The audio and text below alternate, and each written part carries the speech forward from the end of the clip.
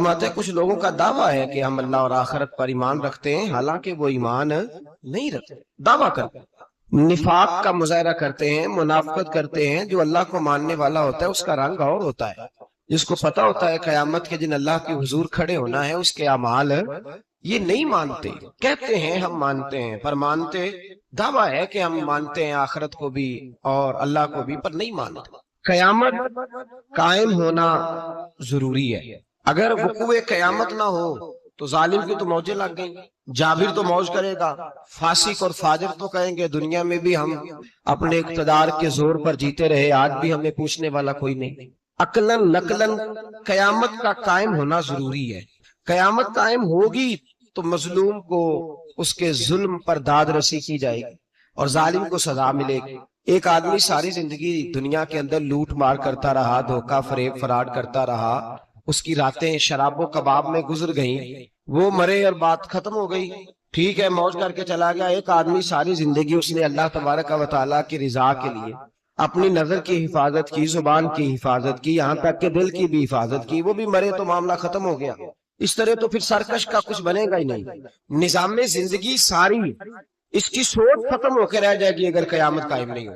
قیامت کا قائم ہونا حق ہے، اس لیے قرآن مجید نے ایک جگہ پہ نہیں 20 جگہ پہ یہ بیان فرمایا ہے کہ قیامت ضرور قائم ہے، قیامت، اور وہ قائم ہو کر اپنے سارے لوازمات سمیت قائم ہوگی۔ میرے نبی پاک صلی اللہ علیہ وسلم نے فرمایا مظلوم کو حق ملے گا، ظالم کو سزا ملے گی۔ جابر اس دن اللہ کی بارگاہ میں رسوا کیے جائیں گے، جن پر جبر کرتے رہے انہیں اللہ کے حضور سے عطا کیا جائے گا۔ قیامت پر وقوع ہونا ضروری ہے، اور قیامت تو جب قائم ہوگی تب ہوگی، دنیا میں بھی ایسا ہوتا ہے۔ ظلم کا انجام ٹھیک نہیں ہوتا، جبر کا انجام، جھوٹ کی زندگی لمبی نہیں ہوتی، دھوکے فریب فراڈ ملمہ سازی، ان چیزوں کی عمریں اللہ نے تھوڑی رکھی ہیں۔ وقتی طور پر ظالم کو، دھوکے باز کو، جابر کو جو مہلت ملتی ہے وہ سمجھتا ہے میری سیاست کام کر رہی ہے، وہ سمجھتا ہے میں بڑا دانا ہوں، بڑا چلاک ہوں، دیکھ لو اتنے ظلم کے، جبر کے، دھوکے کے باوجود بنا ہوا ہوں۔ حالانکہ اللہ کی طرف سے اسے مہلت ملتی ہے اور بڑا ہی مہربان ہے۔ مہلت اس طرح دیتا ہے کہ میرے نبی پاک علیہ السلام نے فرمایا جب میرا مسلمان نیکی کرتا ہے تو اللہ فرشتوں سے فرماتا ہے 70 گنا بڑھا کے لکھ لو اس کی نیکی، 70 گنا، اور جب گناہ کرتا ہے تو اللہ فرماتا ہے ٹھہر جب ابھی لکھنا نہ، اسے ٹائم دو۔ یا اللہ کتنا؟ فرمایا 24 گھنٹے تو دو، ہو سکتا ہے توبہ کر لے، یہ اس کی مہربانی ہے۔ اب وہ جو اللہ نے مہلت دی ہے نا کہ شاید توبہ کر لے، لوگ سمجھتے ہیں میری چالاکی کی وجہ سے نظام سیٹ چل رہا ہے، میں بڑا تیز ہوں، 2 4 5 باتیں بولتا ہوں سب صحیح ہو جاتا ہے۔ لوگ اس کو اپنی دانائی سمجھ لیتے ہیں، حالانکہ وہ اللہ کی طرف سے، فرعون نے کئی 100 سال حکومت کی اور اس طرح اس نے ظلم کیے کہ لاکھوں اور ہزاروں بچے قتل ہی کرا دیے، 12,000 عورتوں کے پیٹ میں حمل تھا اس نے ضائع کرا دیا۔ جب حضرت موسیٰ علیہ السلام اپنی قوم کو لے کے نکلے، رستے میں دریا آ گیا، فرعون پیچھے لگا ہوا تھا، وَإِذْ فَرَقْنَا بِكُمُ الْبَحْرَ فَأَنْجَيْنَاكُمْ، اللہ فرماتے ہیں تمہارے لیے میں نے دریا کو پھاڑا اور تمہیں نجات دے دی، وَأَغْرَقْنَا آلَ فِرْعَوْنَ، اور فرعون کو غرق کر دیا، وَأَنْتُمْ تَنْظُرُونَ، تم کھڑے دیکھ رہے تھے۔ اب جب حضرت موسیٰ دریا کے کنارے پہنچے تو فرعون بھی پیچھے آیا۔ فرعون لوگوں سے کہا کرتا تھا کہ میں کہتا ہوں تو دریا چلتا ہے، میں کہتا ہوں ہوائیں آتی ہیں، میرے قسم کے پابند ہے سارے، جاگ رہے ہیں بدرات، غور فرمائیے گا بات پر، دعویٰ تھا اس کا کہ میں کہتا ہوں تو نظام زندگی چلتا ہے۔ اب جب دریا کے کنارے پہنچی حضرت موسیٰ علیہ السلام تو اللہ نے حکم دیا کہ آپ عصا ماریں، جناب موسیٰ نے عصا مارا، 12 رستے بن گئے۔ اب حضرت موسیٰ کی قوم گزر رہی تھی تو فرعون سے پوچھنے لگے کہ تو کہتا تھا میرے حکم سے چلتا ہے، تو وہ تو حضرت موسیٰ نے ڈنڈا مارا ہے تو رستہ بن گیا ہے۔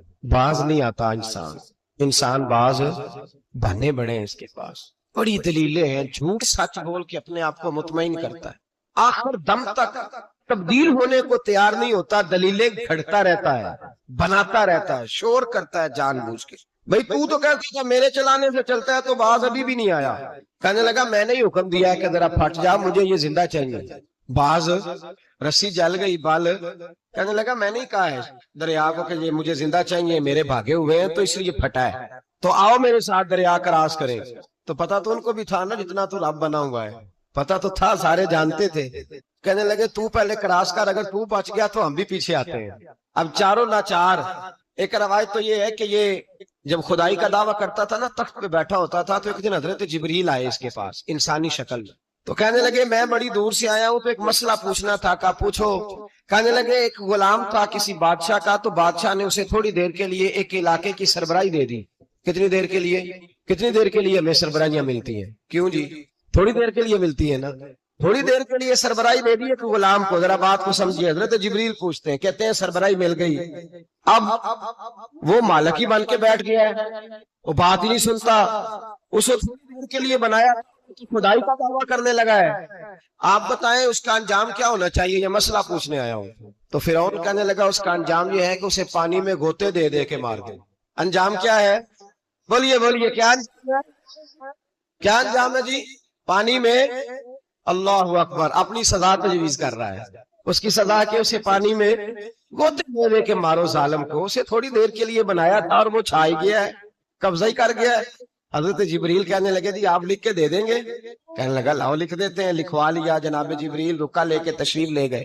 اب جب فرعون دریا میں آیا تو اللہ نے حکم دیا مل جا. جب دریا ملا چیخنے لگا تو حضرت جبریل آئے, کہنے لگے تیرا ہی فتویٰ ہے, یہ تیری سزا ہی ہے نا. ہم بھی بڑی سزائیں تجویز کرتے ہیں. یہ جھوٹا ہے جی, اس کا تو فلانا علاج ہونا چاہیے. تو اگر تو جھوٹ بولے تو یہ فلانا بڑا جاور ہے جی, اس کے ساتھ اس طرح ہونا چاہیے. تو اگر تو یہ کام کرے تو جو سزا تو لوگوں کے لیے تجویز کر رہا ہے تو اپنے بارے میں بھی سوچ.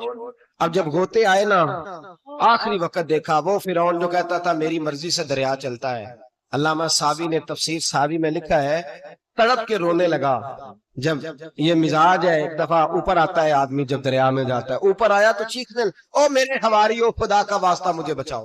کہنے لگے تو کہتا تھا میری مرضی سے چلتا ہے. بے بسی ہے, تڑپتا ہے, روتا ہے, روتا ہے. وارث شاہ مان کری نہ وارثہ دا, رب بے وارثہ کر کے مار دائی. چلا رہا ہے, کوئی مدد کو نہیں پہنچتا. اب جب آخری گھوتا آیا تو کہنے لگا آمنا بے رب موسیٰ و ہارون, میں موسیٰ کے رب کو بھی مان گیا, ہارون کے رب کو بھی. اللہ نے فرمایا نہیں, اب تیرا ماننا قابل قبول ہے. اس وقت ماننا تھا جب تجھے مہلت دی تھی, جب تو جوان تھا.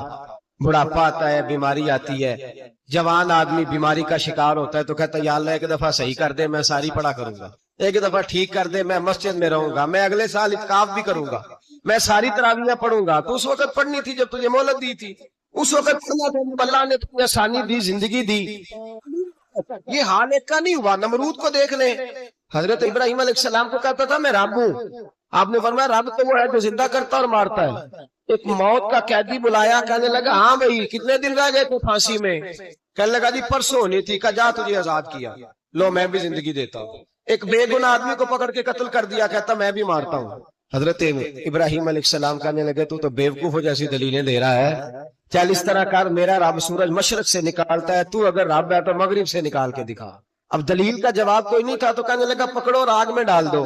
اللہ کے نبی کو آگ میں ڈالنے والا. یہاں ایک مچھر بیٹھا ہے, 400 سال حکومت کی اور خدائی کا دعویٰ کیا. یہاں مچھر بیٹھا تھا, چھینک آئی تو مچھر اندر چلا گیا. پہلے دربار کا ادب یہ تھا کہ جو آئے سجدہ کرے. اب اس کے سر پہ کوئی چیز مارتا تھا تو اسے سکون ہوتا تھا. مچھر تھوڑی دیر کے لیے اس کا دماغ چھوڑتا تھا. او بھائی, یہ اس دھرتی پہ اللہ نے لوگوں کو نظارے دکھائے اور ہمیں سمجھانے کے لیے دکھائے. ہمیں تفکر کی, غور کی دعوت دی کہ دیکھ لینا, اپنے عمل کو پوچھنا. تمہارے عمل حضرت موسیٰ کے فرما برداروں جیسے ہیں, جناب ابراہیم کے فرما برداروں جیسے ہیں, یا بن کے رہے ہو؟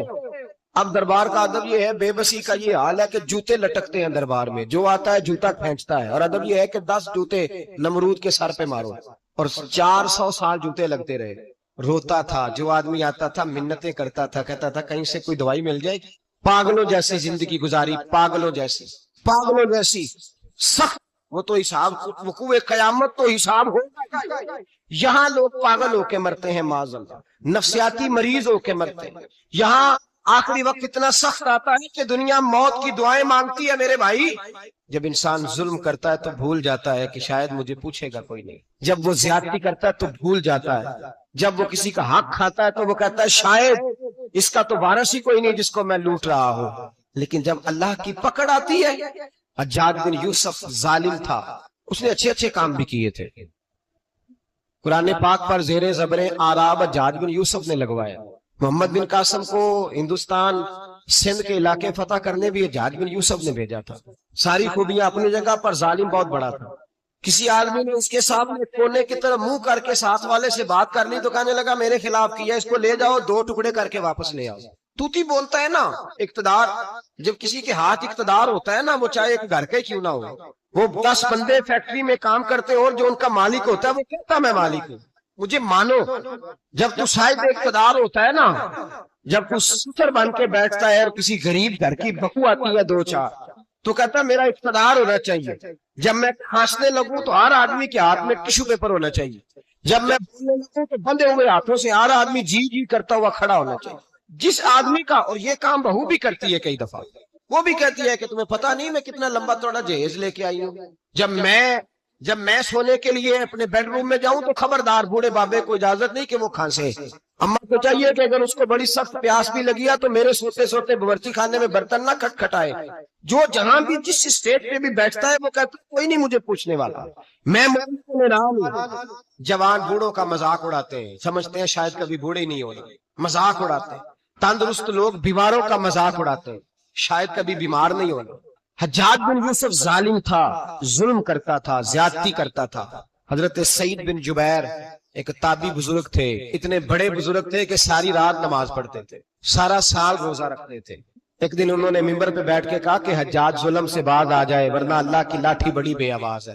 اللہ کی لاٹھی، اس کا کیا مطلب ہوتا ہے؟ اس کا مطلب ہے جب رب کی لاٹھی چلتی ہے تو اس کی آواز جی، اس کا پہلے کوئی پیغام ہے، وہ پہلے اعلان نہیں کرتا کہ تگڑے ہو جاؤ لاٹھی چلنے لگی ہے، لاٹھی چلتی ہے پر اس کی آواز سمجھ آ رہی ہے؟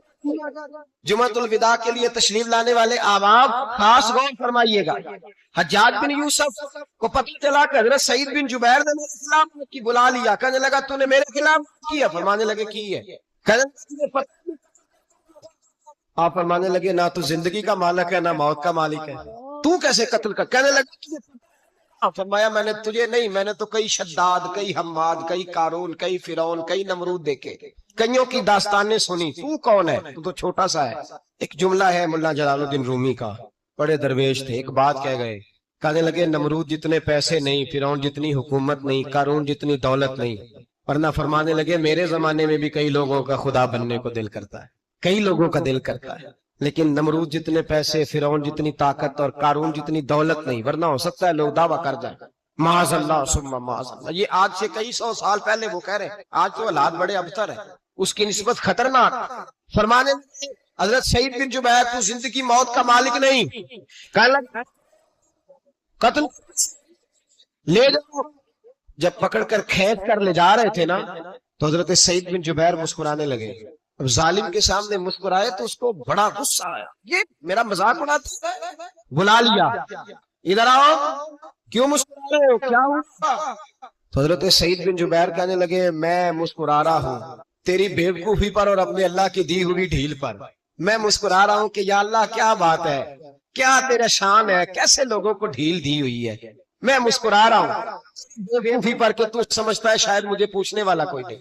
کہنے لگا اس کو باہر نہ لے جاؤ، میرے سامنے قتل کرو۔ ٹھیک ہے جی، قتل کرنے لگے تو حضرت سعید بن جبیر نے منہ کعبے کی جانب کر لیا، انی وجہت وجہی للذی فطر السماوات والارض حنیفا وما انا من المشرکین۔ جب آپ نے یہ آیتیں پڑھی نا کہ میں نے منہ کر لیا ہے اپنے رب کی جانب، کرو مجھے قتل، کہنے لگا نہیں نہیں، اس کا منہ پھیرو، کعبے کی طرف ہو کہ قتل نہ ہو، ہے ظالم پر پاگل ہو گیا ہے۔ حضرت سعید بن جبیر کے حوصلے نے شکست دے دی، ناکام ہو گیا، مخبوط الحواس ہو، کہنے لگا اس کا منہ پھیرو۔ جب کعبے سے پھیرا تو آپ فرمانے لگے للہ المشرق والمغرب فانما تولى فثم وجه اللہ۔ اللہ فرماتا ہے تو مشرق اور مغرب سارا ہی اللہ کا ہے، جتنے بھی منہ پھر اللہ ہی اللہ ہے، جتنا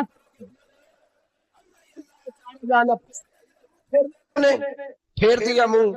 حضرت سعید بن جبیر کے گلے پہ خنجر رکھا تو آپ نے ہاتھ اٹھائے، کہنے لگے اے اللہ میرے بعد اسے کسی اور پر مسلط نہ کرنا، میرے بعد کسی اور پر مسلط نہ، بس میں آخری ہوں۔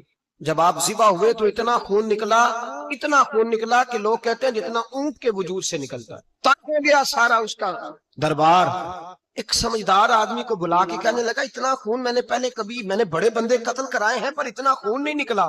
تو وہ کہنے لگے لوگ مر جاتے ہیں، مرتے وقت ڈر جاتے ہیں، سہم جاتے ہیں، خون سکڑ جاتا ہے، لگتا ہے یہ شخص جب دنیا سے گیا ہے تو ڈٹ کے گیا ہے، یہ ڈھک کے گیا ہے دنیا سے۔ حجاج بن یوسف رات کو سویا تو تن کے اٹھا، کیا ہوا؟ گھر والے کہنے لگے کیا ہوا؟ کہنے لگے سعید بن جبیر خواب میں آیا اور کہتے ہیں اٹھ مجھے بتا تو نے مجھے کیوں قتل کیا، بتا کیوں مارا؟ اگلی رات پھر سویا تو وہی خواب، پھر سویا تو وہی۔ گناہ نفسیاتی مریض بنا دیتا ہے، ظلم تجھے مقبوط الحواس کر دیتا ہے۔ جب تو زیادتی کرتا ہے تو اللہ فرماتے ہیں کہ میں تو اللہ کو بھولتا ہے، میں تجھے اپنا بھلا دیتا ہوں، جاتا ہے۔ پھر تو سیدھے رستے پہ چلتا ہے تو بھٹک جاتا ہے، پھر تو صحیح رستوں کا تعین کر کے بھی گمراہ ہوتا ہے، پھر تو روز وہی گاڑی چلاتا ہے، پر اب جب تو بریک لگاتا ہے تو نہیں لگتا۔ جب گناہ کے ساتھ تو مقبوط الحواس ہوتا ہے تو روز وہ کاروبار کرتا ہے، لیکن جب گناہ تجھے گھیر لیتے ہیں پھر اسی کاروبار میں تو نقصان اٹھاتا ہے۔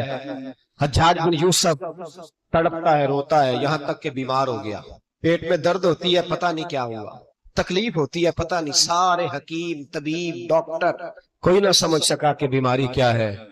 جو بیماریاں خدائی ہوتی ہیں ان کا لوگوں کو پتا، جو آزمائشیں رب کی جانب سے ہوتی ہیں وہ ڈاکٹروں کے ہتھے نہیں چڑھتی، جو تکلیفیں اللہ دیتا ہے ان کا حکیم طبیب علاج نہیں کر پاتے، مشکل، اور شفا اسی وقت ہوتی ہے جب اللہ دینا چاہے، اور جب رب ہی دینا نہ چاہے تو بڑے بڑے ڈاکٹر کہتے ہیں کہ ہمارے بس کی بات نہیں رہی۔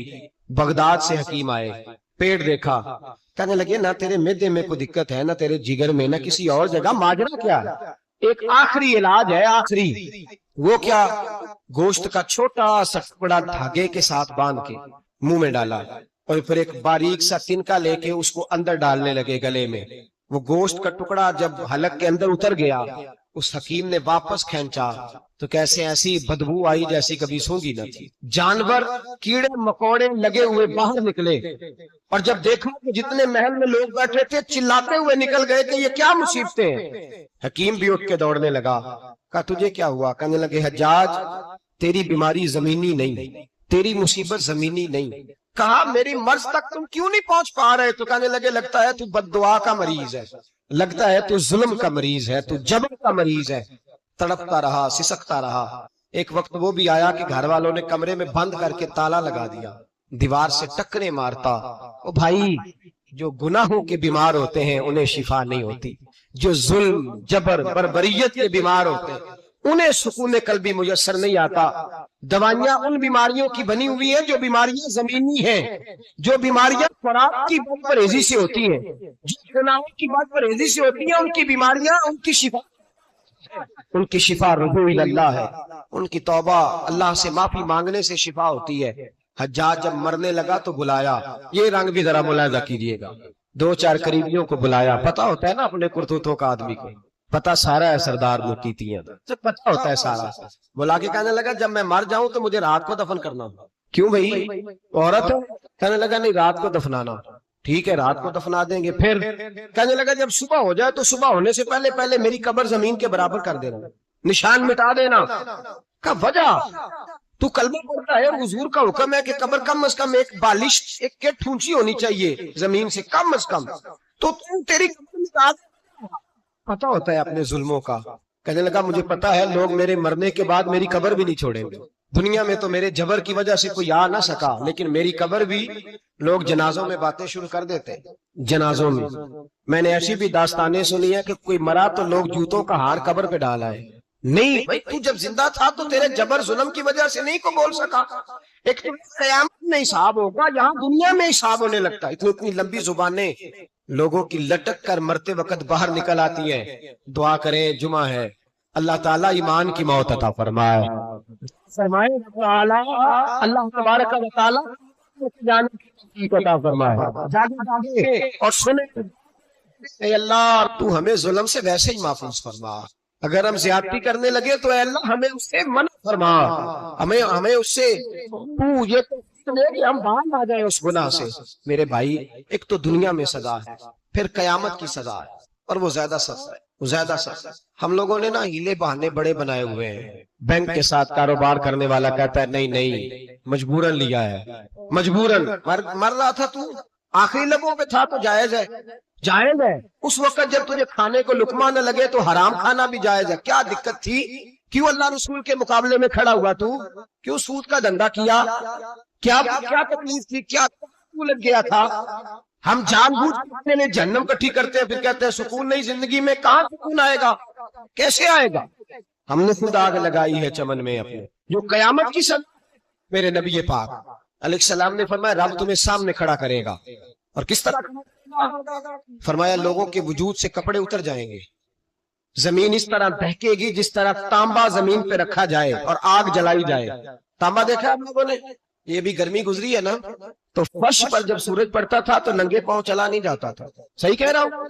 ننگے پاؤں, بچے کا پیر زمین پہ لگتا ہے تو چیخ اٹھتے ہیں, کہتے ہیں وہ جل گیا پیر. حالانکہ یہ فرش دنیا کے. اور اگر تانبے کے اندر خاصیت ہے کہ اگر کوئی دھات جلدی اور زیادہ گرم ہوتی ہے تو وہ تانبا ہے. میرے نبی نے مثال دی تو اس کی دی جو سخت تھا. فرمایا تانبے کی طرح زمین تپائی جائے گی اور پھر ننگے پاؤں رب تمہیں کھڑا کرے گا. آج سورج کی پشت تمہاری جانب ہے, قیامت میں منہ تمہاری جانب ہوگا. نیزہ آپ نے دیکھا ہوگا, نیزہ ہوتا تھا. فرمایا یہ جو تم نیزے دیکھتے ہو صرف 1.25 نیزے کے برابر سورج قریب آ جائے گا اور پھر اللہ تمہیں سامنے کھڑا کر کے تم سے سوال جواب کرے گا. اور حضور نے کہہ دیا ہے تو اب کسی نعت خواں کے کہنے سے بات بدل سکتی, کسی پیر کے کہنے سے جملہ بدل سکتا, کسی خطیب کے کہنے سے فکر نہ کرنا وہ سامنے جنت پڑی ہے. اب بات بدل سکتی. خدا کی رحمت پر بھروسہ رکھنا ضروری ہے, نبی پاک کی شفاعت کی امید رکھنا, لیکن جو حضور نے بیان کیا ہے اس کو ماننا بھی یہ بھی ضروری ہے. میرے اللہ تم سے حساب لے گا اور اللہ پوچھے گا تم نے جواب. حضور کس شے کا؟ فرمایا اس کا جواب نہیں دینا, جو کھاتا اس کا جواب نہیں دینا, جو اللہ کے راستے میں دیتے اس کا جواب, باقی ہر شے کا جواب دینا ہے. ادھر جو پلاٹ ہے اس کا بھی جواب دینا ہے, اور جو جی وہ جو بچوں کو پیسے بتائے ان کا بھی جواب دینا ہے, جو چھپائے ہیں ان کا بھی.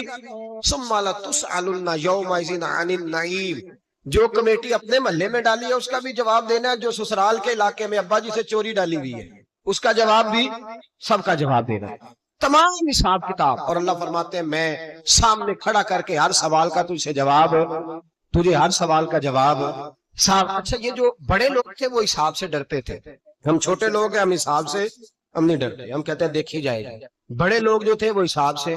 حضرت ابوبکر صدیق دعا کرایا کرتے تھے, دعا کرو اللہ مجھ سے حساب نہ پوچھے. حضرت عمر فاروق رضی اللہ تعالیٰ عنہ اپنے بیٹے سے کہتے تھے بیٹا اپنے باپ کے لیے رحمت کی دعا کرنا, میں درگزر والا ہوں, میں حساب والا کوئی نہیں.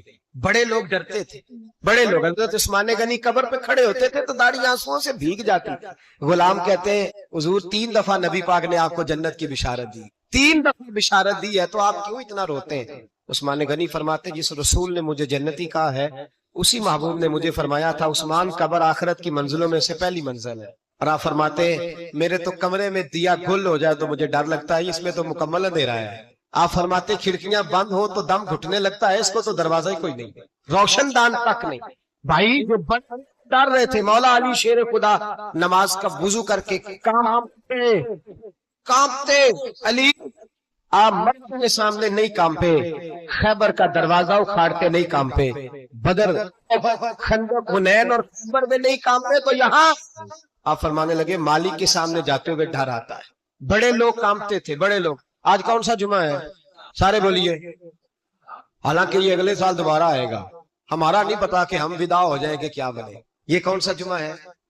آیا جمعہ الوداع, آئے ہم پڑھے. آج ایک فکر لے کر کے جانا, ایک سوچ, جہاں روز رات کو بیٹے کی ٹینشن, بیٹی کی ٹینشن, بھائی کی ٹینشن, پوتے کی ٹینشن ہوتی ہے نا, ایک ٹینشن اور اپنے, آج ایک ٹینشن بڑھا لو, قبر کی ٹینشن پیدا کر لو, قیامت کی تھوڑی سی فکر کر لو, تھوڑی سی ایک لمحے تھوڑا خیال پیدا کرے.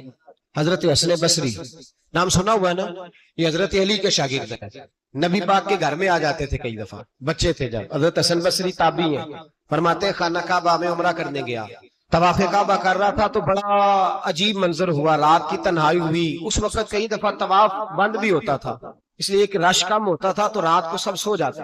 کہتے رات ذرا گہری ہوئی تو لوگ اپنا اپنا خیمہ لے کے جاتے تھے. اب تو ہوٹل ہے نا تو خیمے لگتے تھے, لوگ خیمہ لے کے جاتے تھے, جہاں جگہ ملتی تھی خیمہ لگا کے رہتے تھے. فرماتے میں رات کو سویا خیمے میں, ایک دردناک آواز آئی, میٹھی ہے دھیمی ہے پر درد بڑا. کوئی رونے والا رو کے کہتا ہے اللہ حساب قیامت میں مجھ سے نہ لینا, اے اللہ تنہائی میں جتنا مرضی حساب لینا پر لوگوں کے سامنے نہ لینا. اور پھر کہتا ہے اللہ فضل تو تب کرے جب تو میرا حساب پوچھے ہی نہ. پھر چند منٹ گزرے تو پھر وہ رونے لگا. میرے کانوں میں آواز آئی, کہنے لگا اے اللہ حساب تو ان کا لیا جاتا ہے جو حساب کے قابل ہوتے ہیں. اعلیٰ حضرت کہتے ہیں نا رضا سے تو کیا حساب لے گا, رضا بھی کسی حساب میں. اے اللہ میں قابل نہیں, مجھ سے حساب نہ لینا. کہتے تھوڑی دیر گزری تو پھر وہ رونے لگا. پھر ذرا سانس سمجھ کہنے لگا اے اللہ میں تو لوگوں کو کوئی بندہ حساب پوچھ لے تو نہیں دے سکتا, میں تجھے کیسے حساب دوں گا. پھر تڑپنے لگا. کہتے گزری تو انہوں نے کہے رونے والے نے, کہنے لگے اللہ دیکھ تیرے محبوب کا فرمان ہے جو معافی مانگے تو اسے معاف کر دیا کرتا ہے. اے اللہ میں معافی مانگنے آیا ہوں اور مسجد نہیں آیا, میں کعبۃ اللہ ہی آ گیا ہوں. کہتے ہیں وہ اتنا روئے کہ چیخ آئی ان کی, اور جب دھڑام سے کوئی زمین پہ گرا تو میں پریشان ہوا کہ اب تو بے ہوش ہو گیا. فرماتے ہیں میں زور سے اٹھا فٹافٹ اور اس شخص کی طرف بڑھا. میرے دل میں خیال ہے کوئی گناہگار ہے بیچارہ, تو چلو میں بھی دعا کرتا ہوں. اس کو کہتا ہوں بیٹے فکر نہ کر, اللہ تیری مدد کرے گا. فرماتے ہیں میں گیا اس نیت کے ساتھ کہ میں تم بھی دعا کرو میں بھی کرتا ہوں, اللہ ہم سے حساب نہ پوچھے. کہتے میں گیا تو وہ شخصیت بے ہوش پڑی تھی, کالے سیاہ بال ان کے چہرے پہ بکھرے ہوئے تھے. کہتے لوگو جب میں نے زلفیں ہٹائی چہرے سے تو میرا وجود کانپنے لگا آسمان ٹوٹ پڑے گا, زمین ٹوٹ جائے گی, ستارے بکھر جائیں گے. آج فرماتے یہ کوئی گناہگار تو نہیں, یہ تو حضرت فاطمہ کے پوتے امام زین العابدین ہے, یہ تو امام حسین کا وہ بیٹا ہے جو کربلا میں تنہا بچا. فرماتے میں امام کا چہرہ دیکھا تو بھاگ کے آیا, اور میں نے اپنی داڑھی ان کے پیروں کے ساتھ مسح کی, اور میں نے کہا حضور اٹھیے. امام اٹھے تو میں نے کہا شہزادے تیرے تو اشارے سے اللہ کئی گناہگاروں کو بخشے گا, تیری تو دعا سے بخشے گا. یہ کیا؟ امام زین العابدین کہنے لگے حسن بصری ادھر آ یار, ادھر آؤ بزرگو, میرے دادا کے پاس رہنے والے ہو. میں نے نا آج ہی سنا ہے کہ اس کا عذاب بڑا سخت ہے, آؤ میرے لیے دعا کرو, اللہ پاک مجھ سے حساب نہ پوچھے. کہا حضور نہ کریں. اب فرمانے لگے تجھے نہیں پتا کچھ چیزیں ایسی ہیں کہ رب نے اگر حساب پوچھا تو میں واقعی جواب نہیں دے پاؤں گا, چل کر میرے لیے دعا. کہتے میں نے ہاتھ باندھے حضور میں نہیں کرتا, اٹھا کہہ. فرماتے میں نے ہاتھ اٹھائے, میں نے کہا اے اللہ تیرے رسول کا شہزادہ ہے, یہ تیرے رسول کا شہزادہ ہے, یہ کہہ رہا ہے تو فضل کر. او بھائی جو بڑے تھے وہ تو تڑپتے تھے, سسکتے تھے. وہ علی ہیتی کہتے خانہ کعبہ میں پتھر پہ سر رگڑ کے کوئی بوڑھا کہہ رہا تھا اے اللہ اول تو حساب نہ لینا, اور اگر لینا تو مجھے اندھا کر کے اٹھانا, میں تیرے نیک بندوں کے سامنے شرمندہ نہیں. اقبال رو پڑے. اقبال کچھ لوگوں نے لکھا ہے یہ آخری ربائی ہے ڈاکٹر اقبال کی, آخری. اس کے بعد شاید اس نے کلام کچھ سیرت نگاروں کا خیال ہے. اقبال مدینے کی طرف منہ کر کے کہنے لگے تو غنی ازہر دو عالم من فقیر, اللہ تو غنی ہے میں تو فقیر ہوں. روز محشر عذر ہائے, اے اللہ اول تو میرا کوئی عذر قبول کر لینا محشر کے دن, اور اگر نہ کرنا ہوا اگر تمہیں دینم حساب نہ اگر حساب لینا ہے اے اللہ حساب میرا مان لینا, میری کمزوری پہ رحم کرنا, اے اللہ میرے بڑھاپے پر میری کمزوری پر رحم کرنا. از نگاہ مصطفیٰ پنہا بگیر, تو اے اللہ ذرا حضور کی نگاہوں سے اوجھل کر کے لے. اے اللہ مجھے شرم آئے گی, میرے مصطفیٰ کریم فرمائیں گے میں تو تجھے ہر بات سمجھا کے آیا, ایک جگہ تیری رہنمائی کر کے آیا, تو کیسے عمل کما ذرا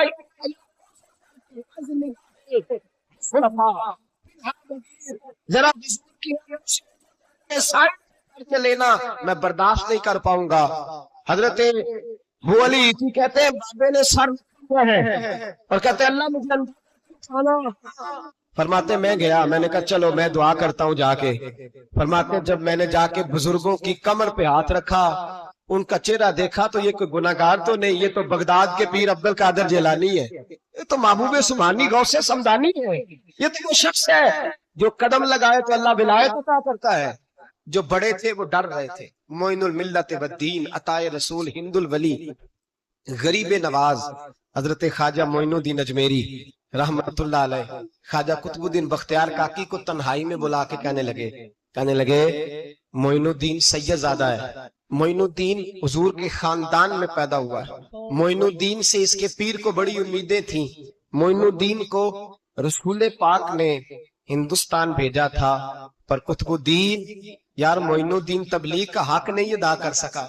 हजरत ख्वाजा कुतुबुद्दीन कहने लगे हुजूर 90 लाख तो मुसलमान कर दिए, और क्या था? फरमाया नहीं, जब तू तहज्जुद की नमाज पढ़े ना बेटा, अपने लिए दुआ मांगना तो खुदा से कहना मौला मेरे पीर की कोताहियां माफ कर। वो जिस एजाज का था वो काम नहीं कर सकता, जो बड़े थे उनकी तो बातें बड़ी थी।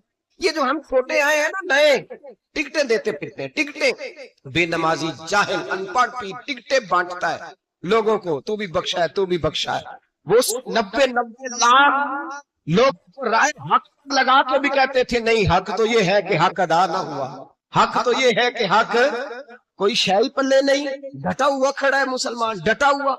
ये हिसाब सुने। किसी ने हजरत अबू हुरैरा से कहा कि कोई ऐसी हदीस सुनाओ जो आपको भी बड़ी महबूब हो। हजरत अबू हुरैरा ने चीख मारी, रोने लगे और बेहोश हो गए। फिर हिलाया, पानी पिलाया, उठे, कहा हुजूर बात की थी, हदीस सुनाए, फिर रोने लगे। हमें तो नहीं ना रोना आता, हमें तो तब आता है जब बेटा बात ना माने, हमें तो तब आता है जब कारोबार में नुकसान हो जाए, हमें तो रोना आता है जब हमारा कोई दोस्त हमारे बारे में गलत बात कर दे, बेइज्जती दुनिया की हो जाए। हजरत अबू हुरैरा 3 दफा होश आया और कहने लगे हदीस है कि मैं सोचता हूं कौन सी। तो हजरत अबू हुरैरा कहने लगे मैंने नबी पाक से सुना है कयामत में सबसे पहले उलमा का हिसाब होगा, सबसे पहले उलमा का। रब करीम फरमाएगा तुम्हारी दीन के नाम पर बड़ी मौजें थी, हमारे बड़े पोस्टर छपते थे, लाइनें बना के लोग तुम्हारे हाथ चूमते थे, लोग तुम्हारी घड़ी को भी चूमना अपने लिए सादत समझते थे। बताओ मेरे रसूल के नाम पर खाने वालों क्या करके आए हो? अमल बताओ, अमल। मौज बड़ी की ना तुमने, बताओ अमल। उलमा आलिम अर्ज करेगा अल्लाह मैं जगह जगह तेरे रसूल के दीन की बात करता था, मैं कुरान के दर्स देता था, मैं रातें बेदार रह के तैयारियां करता था, मैं जो बन सका किया। रब फरमाएगा नहीं, तूने तो इसलिए किया था कि लोग तुझे पीर साहब कहे, मौलाना साहब कहे, तेरे नारे लगाए तो लगे नहीं फिर तेरे नारे, फिर लोगों ने लंबे लंबे अलकाबात पुकारे नहीं। हुजूर सैयद आलम अलैहिस्सलाम फरमाते हैं पहला हिसाब उसका लेगा जो आलिम कहलाता था। रब पूछेगा तुझे ताकत दी, हिम्मत दी, बोलने की सलाहियत दी, अपने फजल से दी, बता क्या कमा के आया है। हजरत अबू हुरैरा रोते हैं, कहते हैं मैं भी तो हदीसें सुनाता हूँ, मैं भी तो आलिम हूँ, मेरे पीछे भी तो लोग भागते हैं। लोगों बताओ अगर अल्लाह ने अबू हुरैरा से पूछा तो क्या जवाब देगा? अल्लाह फरमाएगा उलमा के लिए बुखारी मुस्लिम है, ये उठाओ और जहन्नम में डाल दो। इमाम गजाली फरमाते हैं अगर किसी आलिम को सजा मिली तो सबसे सख्त आलिम को मिलेगी। दुआ फरमाए अल्लाह मेरे जैसे लोगों को हिदायत का रास्ता अता फरमाए, और जो कहते हैं समझते हैं अल्लाह उस पर अमल की तौफीक अता फरमाए। फरमाया हजरत अबू हुरैरा ने दूसरे नंबर पर सही अल्लाह की बारगाह में खड़ा किया जाए, मालदार। रब फरमाएगा बोल कुछ ऐसे भी थे जिनके पास शाम की रोटी नहीं थी, तुझे मैंने तेरी तिजोरी भर के तुझे दौलत अता की, तुझे विरासत में मैंने मुरब्बे दिए, जायदादें दी। बता वो कुछ वो थे सवेरे मजदूरी करने जाते थे, कमा के लाते थे, हजारों रुपया तेरी बैंक में पड़ा था, बता क्या किया तूने? ऐ अल्लाह मैंने मस्जिद में दिए, मदरसे में दिए, 30 दिन इफ्तारियां पकाता रहा। अल्लाह फरमाएगा तू झूठ बोलता है, तू सारा कुछ इसलिए करता था कि लोग तुझे सखी कहे। हाँ हाँ तेरा ऐलान हुआ मस्जिद में, लोगों ने कहा वो देखो कितने पैसे दे रहा है, इसका वो देखो नाम लिखा हुआ है अस्पताल के कोने में कि ये वाला ब्लॉक फलां सेठ साहब ने बनाया, ये देखो लिखा हुआ है कि ये कमरा मदरसे का इसने बनाया, तो लिख दिया गया, नारे लगा जा दौड़ जा।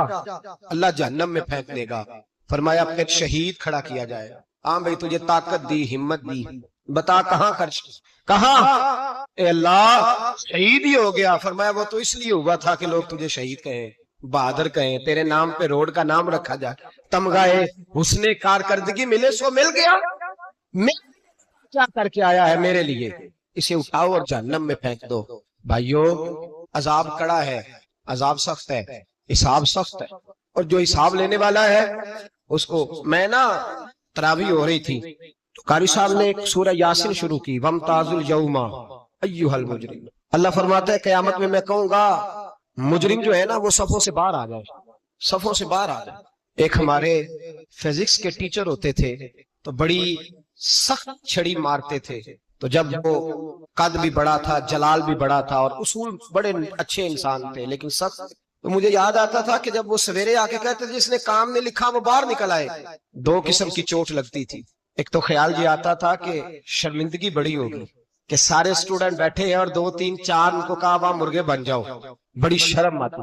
اور پھر جب وہ مارتے تھے تو اتنا سخت مارتے تھے کہ کئی دن تکلیف رہتی تھی، بتایا نہیں جاتا تھا۔ وہ اسٹوڈنٹ بتاتے تھے یار اس سے بچو کسی بھی طریقے، اور کسی کا کام رہ بھی جاتا تھا کہتے تھے اس پیریڈ کی ڈیوٹی سبق یاد کر کے آنا ہے۔ سخت ٹیچر کے بارے میں تیرا میرا یہ رویہ ہے۔ تو یاد آ رہا تھا جب وہ کہہ رہے تھے نا وَامْتَازُ الْيَوْمَ أَيُّهَا الْمُجْرِمُونَ، تو میں صف میں کھڑا تھا تو 2 قطرے میرے بہہ گئے آنسو کے۔ مجھے ساتھ بچہ کہنے لگا طبیعت ٹھیک ہے، میں نے کہا طبیعت تو ٹھیک ہے، کچھ یاد آ گیا ہے کہ میدان محشر میں یہاں تو چھپے ہوئے ہیں نا عیب، چھپے ہوئے، اور بھائی رب بڑا کریم ہے، عیبوں کے باوجود نوازتا ہے۔ میرا دعویٰ یہ ہے اگر ہمارے عیب کھل جائیں، لوگ ہمیں دھرتی پہ جینے نہ دیں، لوگ جینے نہ دیں، نکال دیں، اپنے بھی ہمیں برداشت نہ کریں، یہ تو اس کا کرم ہے۔ پتہ سارا ہے سردار نو کیتیاں دا، پردہ چپایا ہی تیرا پلا اسی۔ وَامْتَازُ الْيَوْمَ أَيُّهَا الْمُجْرِمُونَ، اللہ فرمائے گا مجرم باہر آ جائے۔ یا اللہ کیا ہوگا؟ جب سوال جواب ہوں گے تو رب فرماتے ہیں تیری زبان پہ مور لگا کے بند کر دوں گا، تیرے ہاتھ بولیں گے، پیر بولیں گے، سر بولے گا، پیٹ بولے گا۔ اس وقت کی فکر پیدا کریں، ٹینشن پیدا کریں، وقوع قیامت حق ہے۔ اور باندھ کے نا لوگ پیر باندھ کے زور کے ساتھ باندھتے ہیں۔ سگا بیٹا جب قبر میں دفن کرتا ہے نا تو وہ بھی کہتا ہے وہ کونا، یہ کونا تھوڑا سا مٹی کم ہے، یہاں بھی مٹی ڈالو۔ پہلے لوگ روزانہ جاتے ہیں، پھر ہفتے کے بعد، پھر مہینوں بیت جاتے ہیں۔ کچھ قبریں ایسی بھی ہیں جن پہ کھڑے ہوں تو لگتا ہے قبریں رو رہی ہیں اور کہتی ہیں جاؤ میرے گھر والوں سے جا کے کہو کوئی پھیرا ہی لگا جائے، ایک دفعہ آئے تو صحیح۔ کوئی مٹی نہیں ڈالتا، بادشاہوں کی قبریں روتی ہیں، سرمایہ داروں کی قبریں روتی ہیں، کوئی جاتا نہیں۔ اتنے موٹے سوراخ ہے قبروں میں، آپ اپنے شہر کے قبرستان پھر کے دیکھ لیں، سوراخ ہے۔ او بھائی حضرت مولا علی شیر خدا قبرستان گئے تو پہلے رونے لگے، پھر کہنے لگے قبروں والوں کیا حال ہے تمہارا؟ تو آپ فرماتے ہیں مردہ مجھے اندر سے بول کے کہنے لگا علی کفن پھٹ گیا، ہڈیاں ٹوٹ گئی، مال تو دے آئے تھے وارثوں کو پر حساب ہمیں دینا پڑ رہا ہے، تو بتا پیچھے کیا حالات ہیں؟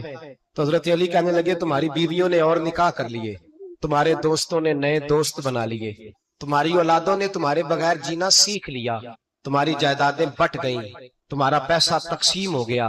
پہلے تو کوئی تمہارا نام لیتا تو تمہارا ذکر ختم ہو گیا، اب تو ایک تو نسل تک تمہارا ذکر تھا، اب تو تمہیں یاد ہی کوئی نہیں۔ کہتے ہیں لوگ یہاں کوئی رہا تھا، یہاں کوئی ہوا کرتا تھا، اب تو تم قصہ قرینہ، قصہ ماضی۔ حساب کا وقت قریب ہے، قریب آ گیا وقت۔ اللہ فرماتے ہیں اقترب للناس حسابهم وهم فی غفلۃ معرضون، فرمایا حساب کا وقت قریب آ گیا ہے تو ابھی بھی غافل ہے۔ جمعۃ الوداع ایک پریشانی لگانے کا ارادہ تھا، بڑی پریشانیاں پالی ہیں، ایک پریشانی اور پال لو، جس کو یہ پریشانی لگ جائے اس کی عمل سنورنے لگ جاتا ہے۔ یہ پریشانی پال لو کہ اگر مجھے حساب دینا پڑے۔ حضرت عمر کا فرمان، آپ فرمایا کرتے تھے اپنا حساب خود کر لو قبل اس کے کہ اللہ تمہارا حساب کرے، خود کر لو اپنا حساب، خود کھاتے ٹھیک کر کے رکھو، چیک کر کے رکھو۔ میری دعا ہے اللہ پاک ہمیں ان میں شامل کرے جن کو وہ معاف کرنے والا ہے۔